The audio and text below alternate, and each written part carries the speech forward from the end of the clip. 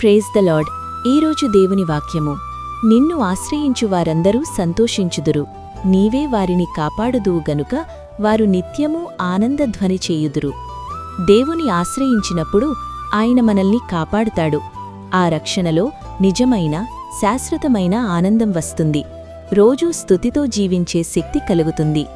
పౌలు మరియు శీల దేవుని కోసం బాధలు పడి చెరసాలలో బంధించబడ్డారు. అయినా అర్ధరాత్రివేళ దేవుని స్తుతిస్తూ పాటలు పాడారు, ఆనందధ్వని చేశారు. దేవుడు వారిని కాపాడాడు. భూకంపం వచ్చి బంధాలు ఎగిపోయాయి. కష్టాల మధ్యనే దేవుని ఆశ్రయించి ఆనందించారు.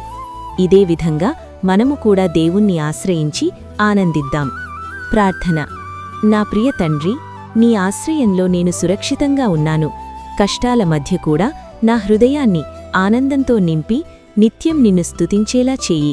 ఈ రోజంతా నీ కృపలో నన్ను భద్రపరచు తండ్రి. ఆమేన్.